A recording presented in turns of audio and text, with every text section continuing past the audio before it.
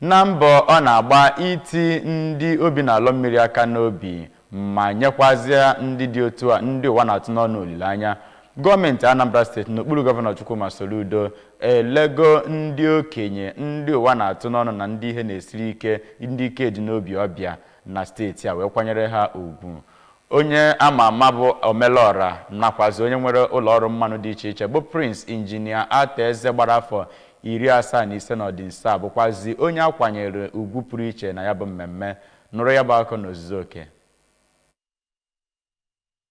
Ihe mmemme bụ nke achịkọbara na njikọ aka ọnụ nke ụka niile dị na Anambra bụ nnọọ nke onye nọ n'isi ya bụ onye ji ọkwa Archbishop Province of the Niger bụkwazi bishọp nke Ọka Diocese bụ Most Reverend Alexander Ibezim. Gọvanọ Soludo n'okwu ya rụtụrụ aka na Anambra steeti gọọmenti ga-agbanyesi ike ịhụ na ndị ọ na-enweghị ka ọrụ na steeti a bụ ndị a na-enete anya otu o si wee kwesịe dịka ọ nọ n'ọkwa ọchịchị na steeti a. Ọ gara n'iru kwuo na gọọmenti Anambra steeti na-agbasi mbọ ike ịhụ na a chụrụ ụbịam ọsọ ukwu elu anị ebe ọ rụtụziri aka n'ihe gbasara amụma dị iche iche o wepụtara iji nyere ndị Anambra aka ebe ọ rụtụziri aka na ya bụ nkwanye ugwu akwanyere Prince Ataeze bụ nnọọ nke kwesịrị ekwesị ebe ya bụ nwa amadi gaworo n'iru ịdị na-enyere ndị ọ na-enweghị ka ọrụ aka n'ebe pụrụ iche. N'okwuchukwu ya na ya bụ ihe mmemme, Archbishop Ibezim toro nnọọ gọvanọ Soludo maka ya bụ echiche kwesịrị ekwesị ọ chere maka ikpokọta ndị ụwa na-atụ n'ọnụ nakwazi ndị ike dị n'obi, ndị agadi nwoke na agadi nwaanyị ya nakwazi ịkwanyere nwa amadi Prince Ataeze ugwu n'ụdị pụrụ iche banyere mbọ dị iche iche ọ na-agba